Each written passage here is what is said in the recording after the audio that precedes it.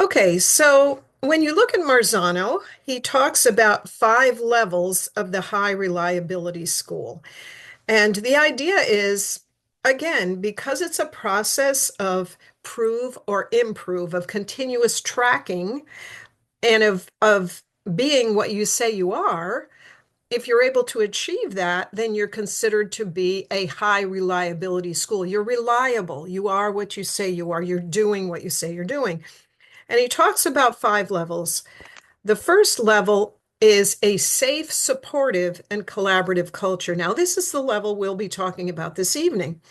And I just found this very interesting that Marzano will not let you go any further with your certification if you do not achieve level 1. He doesn't even want to talk to, a lot of people think about Marzano and standards-based grading. He doesn't even want to talk about standards-based grading until you get these other things established. And he will not even talk about teacher evaluation, the level of your curriculum, anything until you achieve a safe, supportive, and collaborative culture. Once you can demonstrate that, then he takes a look at, all right, now what are you doing about effective teaching in your classrooms? Once that's established, now do you have a guaranteed and viable curriculum? And let me let a few people in here. All right. I think we're coming in. One more. Just pause for a moment. And welcome, welcome to our new friends that are joining us. We're very happy you're here. I believe hopefully Margarita will get in. There we go. There we go. Welcome, welcome. Um, so the third level is a guaranteed and viable curriculum.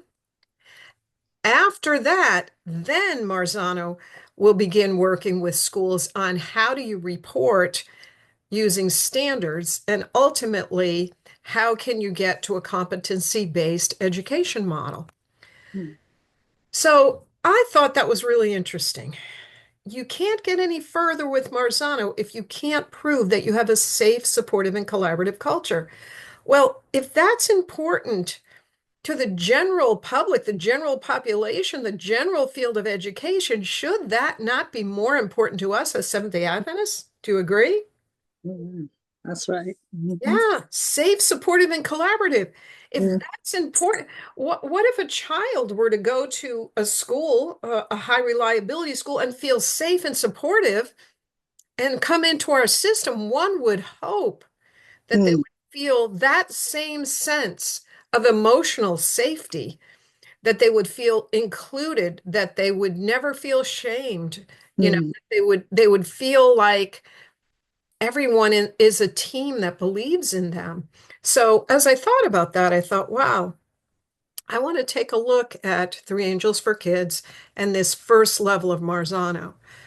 So at this point, I'm going to give you a poll. Now, I'm actually at this point going to stop the recording for a minute, and I'll tell you why once I get it. So I'm going to put, okay, so let's go back to our share now that we have finished the poll. And let's take a look again at Marzano. So prove or improve. You say that you're grace-filled, you say that you're a safe culture.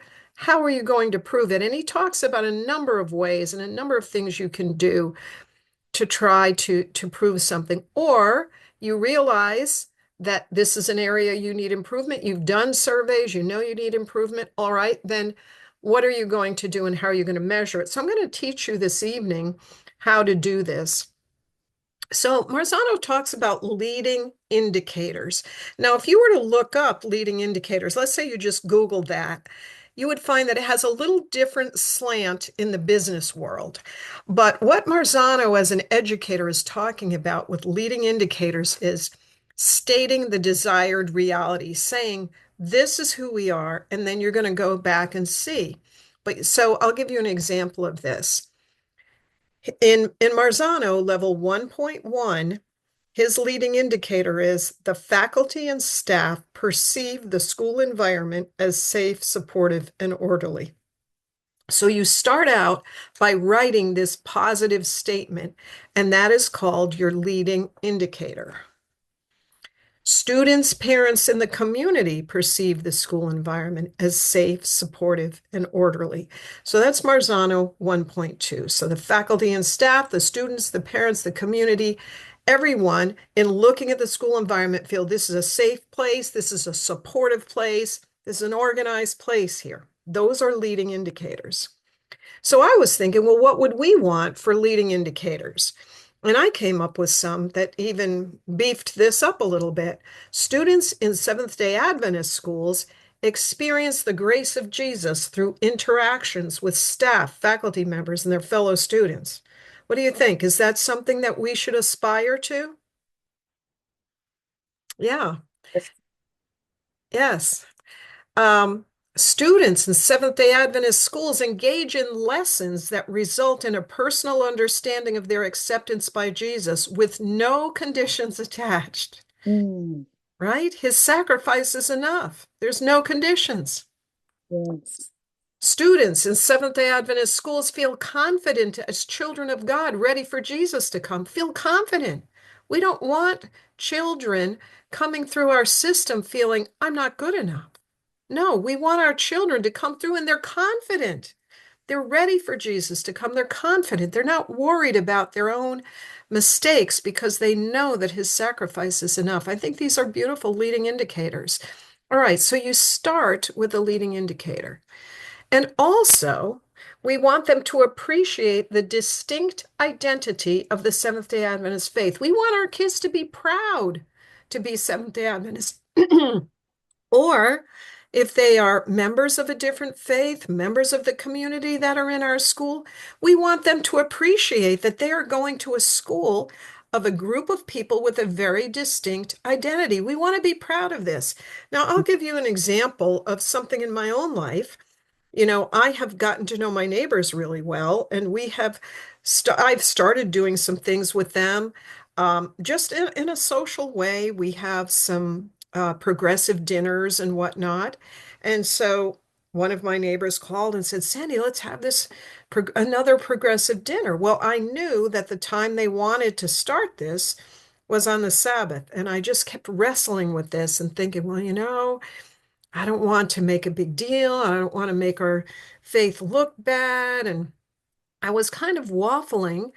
And then I thought, you know what? I need to be very clear that we have a distinct identity, but I need to do it in a way that we're proud, that people would appreciate this. So finally, I thought this through and I said, I said, I wonder if maybe I could be the first house. I said, we have a little tradition in our family and on Saturday evenings, we worship the Sabbath from Friday evening to Saturday evening. And I said to my neighbors, we we're having a little planning session, myself and some of the other people in the neighborhood. And I said, I said, sometimes what we do is we think about the past week and the way God has blessed us, and we look ahead to the next week and we think of some of the challenges and what we might want to pray about. I said, I wonder if we might want to start with something like that. Do you know that every person that was there for that planning committee, they all said in one breath, we love that idea, they said. And I was like, phew, because I had been a little shy about expressing this, but I wanted to express it that, look, this is something good. This is something we can appreciate. So we don't have to think, well, my school doesn't have many Adventist kids. That's okay. They can learn to appreciate the distinct identity of the Adventist faith. All right, so those are some leading indicators. And again, understand last day events in the context of love, not fear. So once you establish your leading indicators, then you're clear on what you're trying to do. So I wrote a few here. The climate in Seventh-day Adventist schools surrounds students with the grace of Jesus, Mm, avoids responses based in shame or blame. Sometimes people get caught in whatever happens, someone has to be to blame, and that will always result in shame. mm, It's a beautiful thing when you move away from blame, and shame. Yvette and I have a wonderful memory of a friend of ours who's no longer with us. Her name was Beth Bursey. And the beautiful ways in which she handled things as a classroom teacher. Her husband tells the story that she was teaching in a first grade room one time, and I think a supervisor, somebody was in there, and a little boy took a carton of milk and dumped it over the head of another little boy. And she never broke her stride, you know. She said, "Oh, I guess you need some paper towels." And somehow the whole thing was just worked out. Um, Blame and shame can be a challenging thing. Not that children don't have to you know, deal with consequences and rectify things themselves, but we want to avoid always having this knee-jerk reaction is whose fault was it? And when you see a lot of kids, well, he did it, well, he did it, well, he did it. We need to get out of who did it to what can we do now to make it okay. Mm, So the climate in Seventh-day Adventist schools embraces each student as an individual worth celebrating. Each student mm, provides avenues for every student to reach success and is filled with faith, belief, optimism. It's a positive place to be. All right, those are lofty goals, right? But when you're writing your leading indicators, as Marzano advises, these are very lofty goals, but we mm, have to put it down. It's what we want to aspire to. You don't want to set the bar low, do you? When you're wanting to set a goal, you want to set it mhm. high. That's good. All right. So high ideals. Now look what Marzano says. High reliability schools aspire to error-free performance. HRS or high reliability schools do not have an absence of issues or challenges, but they do possess the ability to address errors so they never become significant failures. Mm, That's it. You address it and move on. mhm, All right, now we need to talk about what he calls lagging indicators. So once you set these ideals, those are your leading indicators, then you write your lagging indicators, which is stating the target in measurable terms. There are three ways you can do this, and I'm going to show you how to do this. Percentage scores, cut scores, and artifacts. Percentage scores, cut scores, and artifacts. All right. So if we had students in Seventh-day Adventist schools, if we had our leading indicator engage in lessons that result in a personal understanding of their acceptance by Jesus with no conditions attached. Let's take that one because I'm going to show you how I have done lagging indicators for this one. All right. Let's say we're doing a percentage um, lagging indicator. So, following the week of prayer by Three Angels for Kids, 100% of students select positive emojis when asked how they feel about the judgment. The reason I'm giving you this example with percentage is because I've actually used this. So, when I do a week of prayer online, I will ask students before I start, how do you feel about the judgment? Pick an emoji. And so they do this poll, they pick the emoji, and please unmute your microphones and just call out, what do you think most students select before we give our grace-filled presentation? Which emojis do you think they present when we ask them how they feel about the judgment? Go ahead and unmute and call out, please. Maybe scared. Yeah, yeah, they do. They do. They pick scared. Any other ones? The crying one, sad. Yes, yes. Or even confused. mhm, Yes, confused, crying, sad. That's what they pick. mm. After we do our presentation, what do you think they pick? Thumbs up. Stop, I got it. Yes, they do. Thumbs up. Thank you for your participation. Yep. And what else? The love heart They and do. everything positive. Yeah. Yeah, yeah, they do. So that's a pretty high bar to set that for our lagging indicator And that we some give. could be smiling because now they know what it means, Yes. Mhm, that it is for them and not against them. Yes. Right. Thank you. It's for them and not against them. I like that. I like that a lot. Yeah, so you see how the leading indicator is broad. So you come back, right? So the leading indicator engage in lessons that result in a personal understanding of their acceptance by Jesus with no conditions attached. Then I wrote my lagging indicator, which is very specific. Following the week of prayer by Three Angels for Kids, 100% of students select positive emojis when asked how they feel about the judgment. And then we go in and assess. Now, if they didn't, then you have to think like a scientist and be curious. What was it about my presentation that wasn't powerful enough to raise children above this fear and sadness? What about my presentation do I need to change? And then I would have to change some things and try it again and do the survey again. It's a continuous process. I have a couple of schools now that I'm consulting with, and I'm really working with them. If you can get to the point where you think like a scientist, and you are curious, you are so far ahead of the game because then you're not saying whose fault was this, but you're saying, what happened here? What were the conditions? What conditions might I change? What would happen if I tried this? For example, I'm working with a school now, and the administration is not happy because when they have worship, this is a large school of 50 teachers, 50 staff members, and every morning they have worship, they get 5 teachers.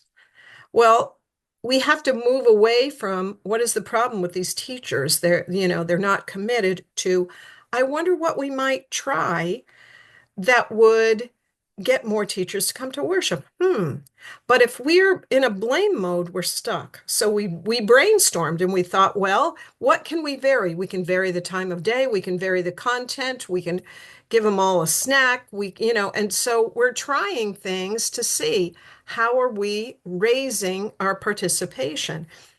And that brings us to our next thing that I want to talk about is cut scores. And we're going to talk a little bit about that. You don't always have to measure things by percentage, and there's sometimes definitely you don't want to. So let's take a look at another leading indicator. Here's a leading indicator. Appreciate the distinct identity of the Seventh-day Adventist faith. All right, so here's a lagging indicator. Students in grades K through 2 are able to match the statements on the K2 poster with the correct angel, with no student receiving a cut score of less than 7 out of 9. Now, this comes from our K2 curriculum, which I will show you in a minute. But if I wrote this in terms of a percentage, let's say I said 80% of students in grades K2 are able to match the statements. Well, percentages don't always tell the whole story because what if I had one student that couldn't match any of them and another student that could match all of them? That's not giving the whole story when I average that out in percentages. But if I write a cut score, it says no student receives a score of less than 7 out of 9. So you cut it at some point and say nobody gets under that. Now, just to give you an example of what we're talking about here. So the first angel's message, I just want to show you how we work with young children so you understand that we are developmentally appropriate, because certainly this sounds like a very deep topic and one that you're not just going to be introducing young children to, right? But we're able to do that in a broad enough way to get young children grounded. So read this with me if you're brave enough to unmute yourself. Let's read the first angel's message together on the left here. You ready? Fear God Fear God and give and give glory him to to him, him. for the For hour the hour of his of judgment judgment has has come, come. and And worship worship him him who who made who made heaven, heaven and earth, the the sea, sea, And the and the springs. springs springs of of water. All right, so the first angel's message has 2 parts. The first part is fear God and give glory to him, for the hour of his judgment has come. You don't teach young children there's going to be a judgment, and some people might be lost and some people might be saved. That is not developmentally appropriate practice. So we teach children God is always fair, trust that he will do what's right. That's the concept that the whole judgment is based on. So if a young child in grades K1 and 2 comes out of there knowing God is always fair, when it's time to talk about the judgment, when it's developmentally appropriate, that child will already have a good base.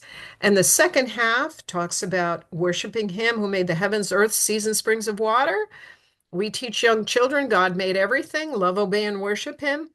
God created the world, keep the seventh day holy to respect Him. Now, how about the second angel's message? Oops, I'm getting that one nice and large. Mhm.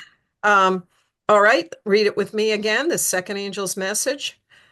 Babylon Babylon is fall fallen, is is fallen, Is fallen, fallen, that the that great great great city, city, city, because because because she she has has made made all all all nations nations drink drink of drink the of the the wine wine wine of of the of the wrath wrath wrath of of of her her. her fornication. fornication. Now, that's a tough one. We're not going to be talking about fornication with kindergartners unless any of you want to explain the word, which I really don't want to get into what fornication means in talking to a kindergartner. So, how do we teach that? We teach always keep the commandments, do not follow those who want you to do something wrong, obey God even when it's hard. You see how we can give them the concept and they can understand that.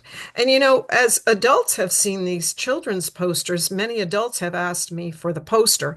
You can get this on our website. I think it's no more than $5 or maybe even less. I don't even remember, but it's not a lot. And it's something you can post in your classroom, no matter what grade you teach. All right, let's take a look at the third angel. Let's read the third angel. Ready? If anyone Anyone worships the worships the and beast his and his image, image and and receives receives his his mark mark on On on his his his forehead forehead, forehead or on or on his his, hand, he he himself himself himself shall shall shall also also also drink drink the of the wine of the wine of wine the of the wrath wrath of of God. God.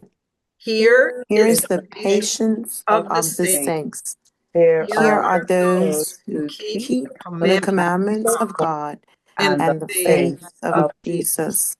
All right, wow. We don't want to be frightening children with some of this imagery. So, Angel 3, use your mind to listen for God's voice, use your hands to do what God wants you to do. Be patient, have faith, trust Jesus. So, a cut score could be that after we teach our curriculum to K2, and they actually can do this, we say, is this angel one, angel two, or angel three? And we put these sentences out. Which angel tells us to use your mind to listen for God's voice? And they can tell you that's angel three.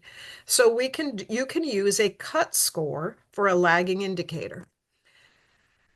Students in Seventh-day Adventist schools feel confident as children of God, ready for Jesus to come.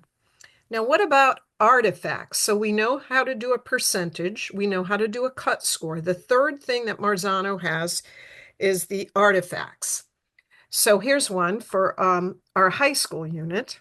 After completing the unit, the first angel's call to identity, all students in grade 9 express an acceptance of themselves and others when writing a paragraph summarizing the first half of the first angel's message.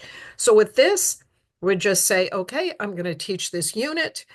I'm going to ask all of the students, write a paragraph summarizing, and let's see if they indicate in this paragraph that they feel confident. So that is a way of collecting artifacts. And just to show you, we have our ninth grade unit, the first angel's call to identity. We talk about a social construct, an idea that's been created and accepted by members of society is called a social construct.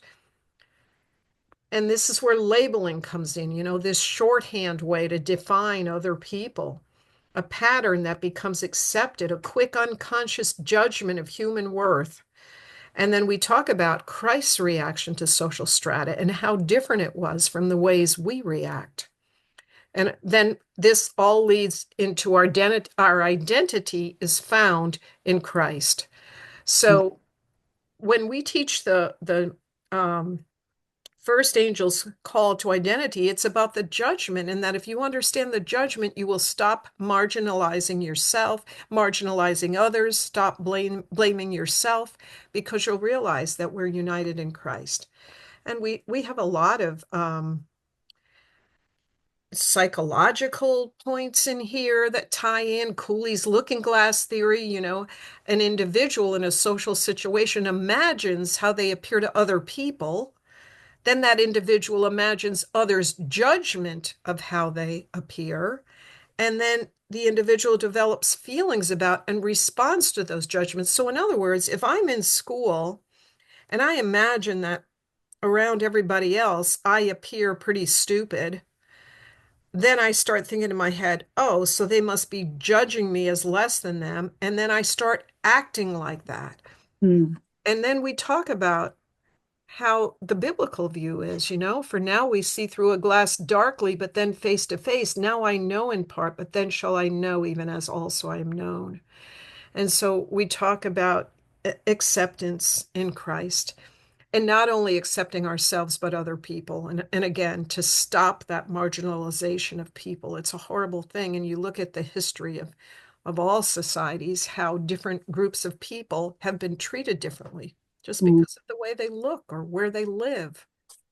And we're trying to get our students away from that, to think for themselves and to realize that everyone has value.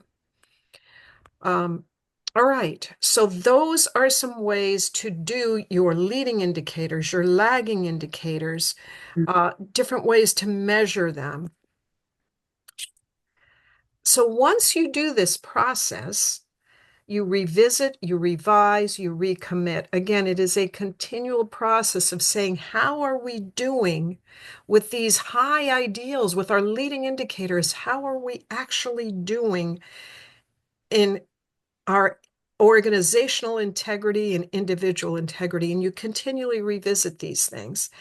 And if it looks like things are working well, you can collect quick data every 6 weeks. You can actually make QR codes and put them up around your school, and parents can take these quick surveys, like the survey I gave you at the beginning. 2 questions, 3 questions. So that's quick data. And then if you're really trying to improve something, monitor it monthly and come back to it and see if you're raising the bar that you're hoping to raise. Um, so that is Marzano level 1 in a nutshell in Marzano's process. And then I put a slide up here that I want you all to take a picture of so you know where our website is, where our YouTube channel is, how to get in touch. Um, and I have one other thing I do want to tell you about a new initiative we have going on, but let me know what questions you have now. And if this helped clear up a little bit for you, a little bit about Marzano, little bit about Three Angels for Kids. What questions do you have? What thoughts do you have? Thoughts, questions, comments? Give me a little feedback so I know I wasn't just staring at my computer screen and talking So, to myself. so Merdine here. Hi. I came on a little bit late, about 10 minutes or so. I assume you would have given a breakdown of what this Marzona is, because I really wanted to know exactly what it is from the beginning. Mm. Yeah. So Marzano, in a nutshell, is a process by which you can become certified as a high reliability school. I actually went to a high reliability summit, and there were, oh my goodness, I mean, thousands of people there. And they actually had a number of Adventist schools from across the North American division got up there, and I was just really proud. And I was surprised that the presenters up there that were giving these certificates knew how to pronounce Seventh-day Adventist. I thought that was interesting. You could tell that there have been Adventist schools that have been getting these certifications. And what Mm. they would do, they would say, there were most of the schools getting these awards were like a whole school district, like it could be the school district of Phoenix, Arizona or something. And then in the midst of all this, they would say, and now we have there was one of the schools from the Carolina Conference. They named the little church school from the Carolina Conference of Seventh-day Adventists. And those people ran up on the stage. Everyone was clapping. So Marzano has 5 levels that you can achieve to become a high reliability school. And if it's something you're interested in, then you do it level by level. And the first level is to be a safe, supportive, and collaborative culture. And again, Marzano is not the content so much as the process. So you need to engage in a continual process of prove or improve, showing that you are what you're purporting to be. That's Mm, kind of it in a real nutshell. mm, Um, and I have recorded most of this. I did not record the beginning of this because we had some things that we talked about where people were making themselves vulnerable, and I did not want to interfere with that process. But I will post this on our YouTube channel, which is here on the page. And by the way, if you have not subscribed to our YouTube channel, you definitely want to do that. We are posting every 2 weeks now. We have a little series going with a 9-year-old young lady named Joella, who we take to the zoo every couple of weeks. And she's very precocious little girl, and she gets very excited, and she does a marvelous job for us talking about God's amazing creativity with all these different creatures that she encounters. So be sure that you're signing up for that. And so make sure you take a picture of the screen if you have any questions here also. Um, all right, Merdine, I hope that was a little helpful. That was the real short version of what's Yes, going it was. I appreciate it. Thanks. Oh, good, good. Yeah. And again, the North American division is very much looking in this direction because the North American division wants us to get to standards-based grading, and that's mm, level 4 of Marzano. So before you even get to that with Marzano, you have to prove that you have a safe, supportive, collaborative culture, or there's no point in trying to get any farther if you don't have that. All right. Who else? Any other questions, comments, thoughts? Just like the lady right before me, I also was late for about 5 minutes, and I was wondering, is there anywhere information about this Marzano that I can research more? I I Absolutely. did I did the screenshot of the one you told us to do, how to contact you or YouTube channel and the website, but Mhm. maybe something directly about Marzano where I can Sure. know more.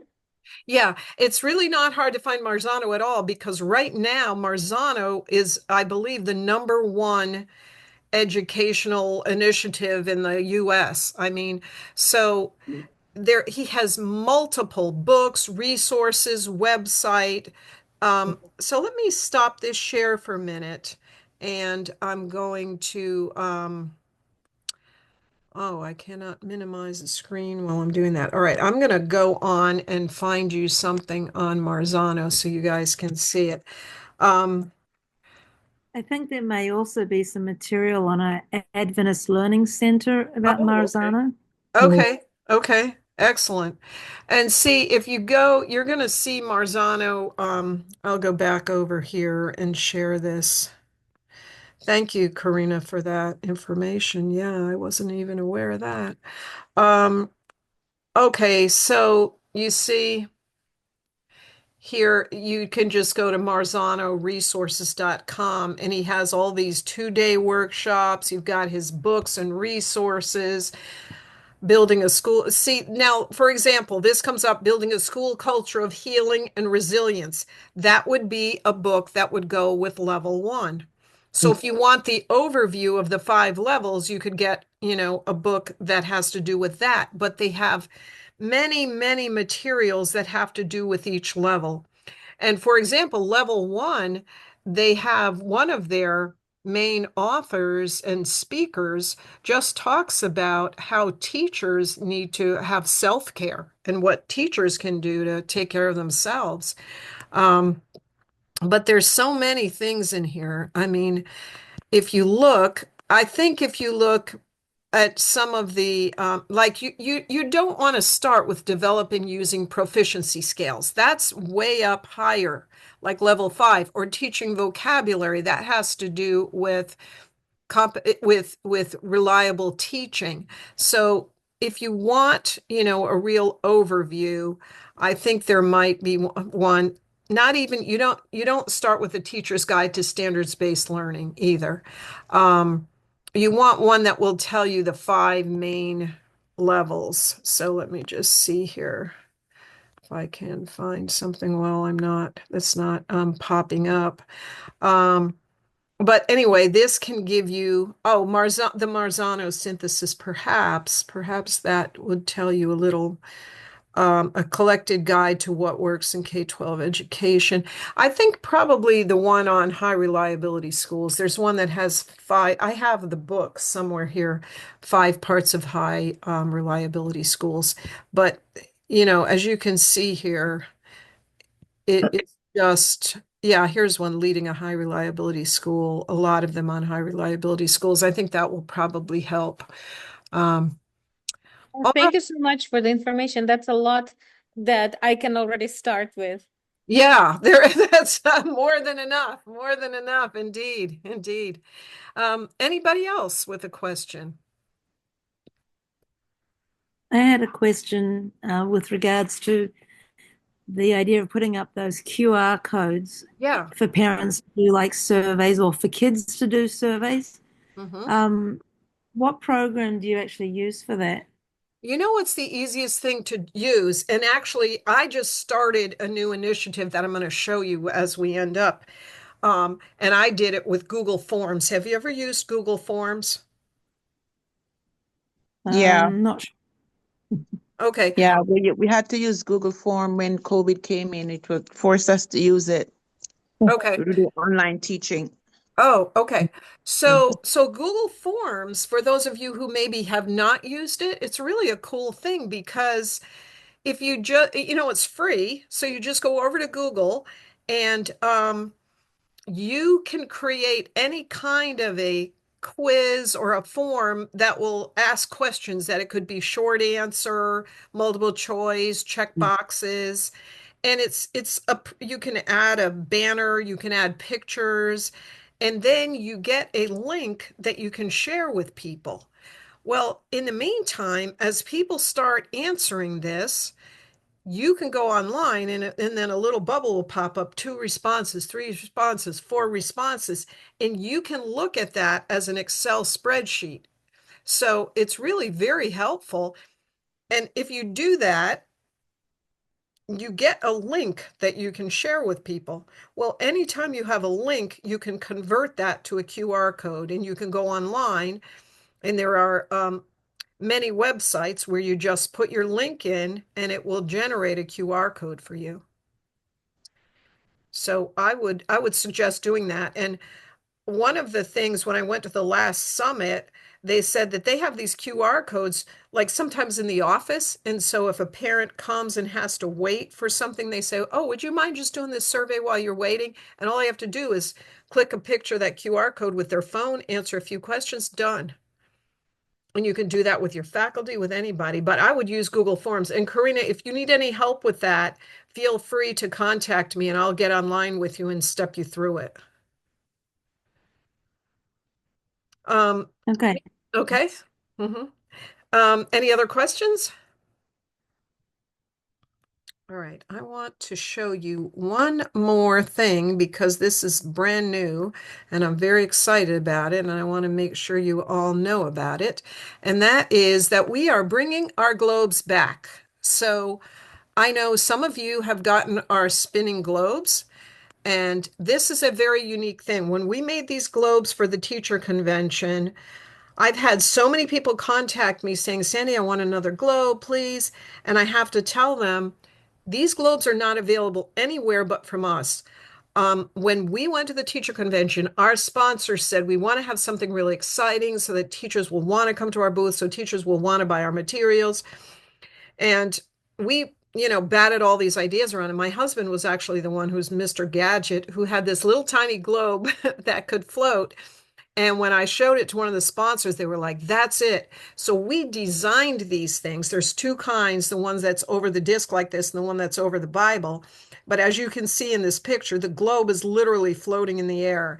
Well, we do not have, you just can't buy these.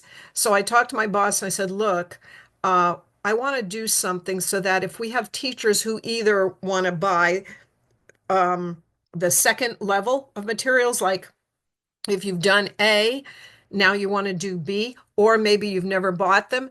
So we're making this the first 200 teachers to order starting now till like the end of June are going to receive another floating globe. If you already have one, you can feel free to give it away or have it as a gift.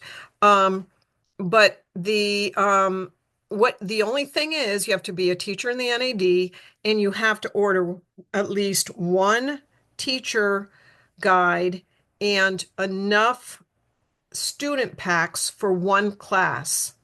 And once you do that, you have to use this link that's on the screen. So again, take a picture of this because you can't just order on the Advent Source website or our website because then we won't be able to track you. And I made this form on Google Forms. And then I went ahead, and by the way, if you make something, you make a form or something like that, and you think, how are people going to remember it because you get all this long gobbledygook, just go to tinyurl.com and you can rename it so that people will remember it. So please pass this word around to everyone in your conference that the first 200 teachers to order a teacher pack and all the student materials will get one of these globes. So it's tinyurl.com/first with a capital F, the number 200 teachers with a capital T. And again, for those of you who don't realize it, we have materials, a unit, so say a unit that'll take you 2 or 3 weeks, say for grades K2, grades 3, 4, 5, 6, 7, 8. So when teachers did this and they loved it, they said, Sandy, what are we going to do the next year? Then I did the B level. So if you're teaching 3, 4A, the next year, if you're teaching grades 3 and 4, the next year you teach 3, 4B. If you're teaching single grades, then third grade would be 3, 4A, and fourth grade would be 3, 4B. And with K2, we have A, B, and C. So that the first you could do kindergarten A, first grade B, second grade C, or be in an alternation. All right, so I hope you guys do it. I get so excited when I go over to the forum and see that people are starting to do this and fill this out. And if you have questions, again, just contact me. All right, anything else? You guys ready for bed? Okay. Boy, I got a lot of thumbs up there. All right. And you Bermuda people, get in touch with me. You've got a nice big group. We'll work together on something for all of you as follow-up if you want. All right. All right. Let me have a closing prayer and let you all go to bed. Father in heaven, thank you so much for these wonderful, dedicated teachers. I pray that you'll continue to bless them in their classrooms, give them a good night's sleep tonight. Let them be able to rest and relax and wake up feeling refreshed in the morning. In Jesus' name, amen. Bye, everyone. Bye. Thank you very much. Bye. Thank Thank you. you. Bye. Thank you very Good news. much.